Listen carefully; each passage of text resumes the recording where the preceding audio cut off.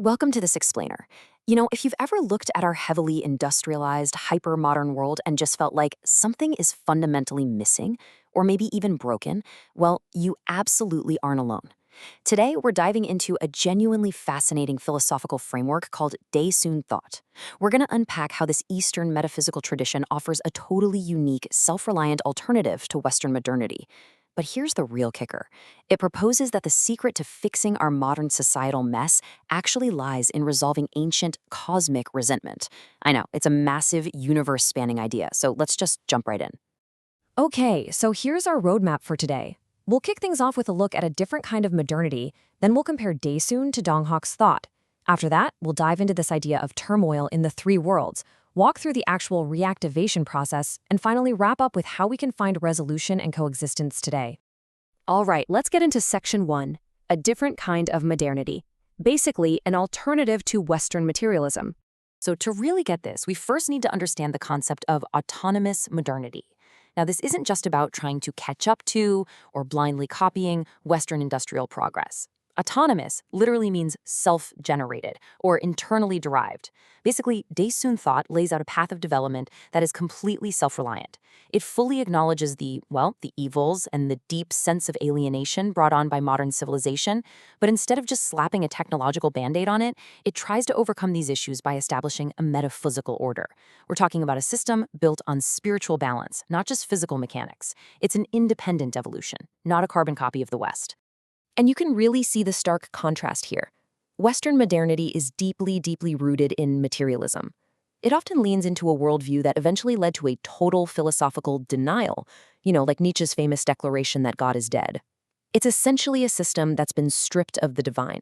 But Daesoon thought offers what they call ontological expansion. That sounds complex, but it really just means expanding our view of reality to actively include the spiritual harmony of heaven, earth, and humanity.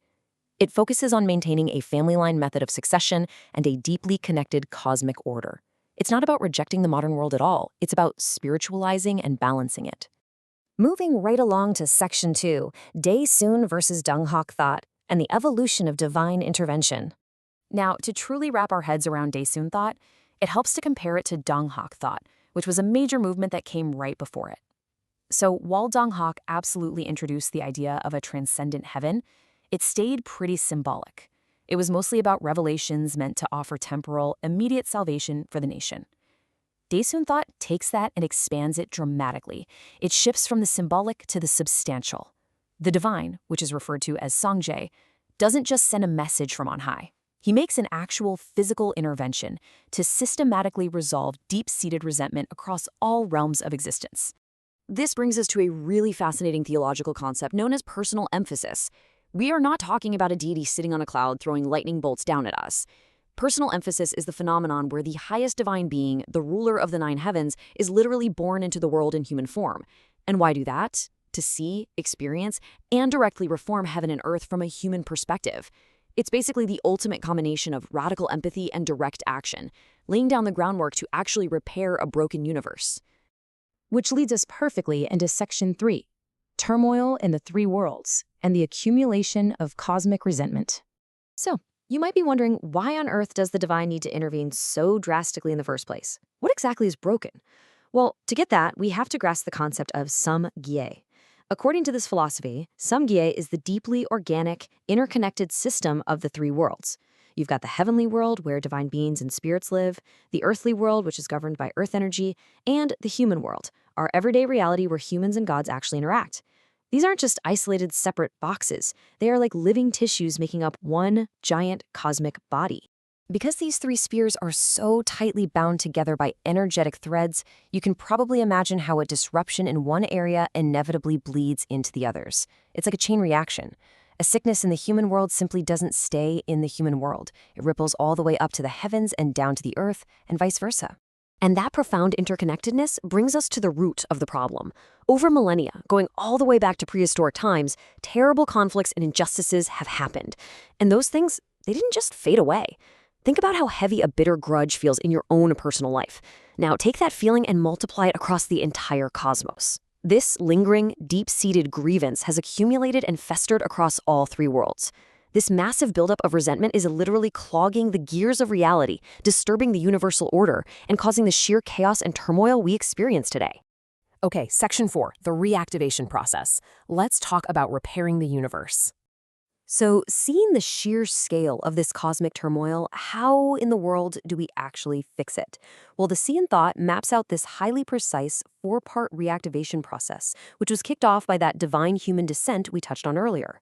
Step 1 is called Myeongbugongsa, which is the monumental task of fundamentally adjusting and repairing the broken relationships between heaven and earth. Step 2 is all about resolving those deep regrets to establish a brand new order. Step 3 works on bringing gods and humans back into organic harmony. And then Step 4 is the ultimate goal, the construction of Sungyeong, which basically means realizing an earthly paradise, or heaven on earth. There's this incredibly powerful excerpt from the source text that captures the vibe of this cosmic repair job perfectly. It talks about the heavens and earth being meticulously fixed, almost as if the divine is acting as a master cosmic plumber, making sure no water leaks can be found. I love that imagery. It implies that our current reality was fundamentally flawed, just leaking its spiritual energy everywhere. This whole intervention is about finally sealing those leaks and laying down an entirely new, completely flawless foundation for existence. Finally, we arrive at Section 5, Resolution and Coexistence Today, or Social Integration in a Pluralistic Society. So how does this grand, universe-spanning philosophy actually apply to our crazy modern human society right now? It all hinges on one single, absolutely crucial concept, Haewon. Haewon is the fundamental principle of resolving eternal resentment and deep-seated grudges. Daesun Thought argues that you simply cannot build a harmonious future, let alone a heaven on earth, without first actively unpacking and resolving the lingering resentments of the past. You can't build a new house on a foundation of unhealed trauma, right?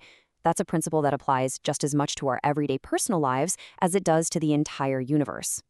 When we pull all this together, we get these core, highly practical principles that serve as a brilliant blueprint for social integration today.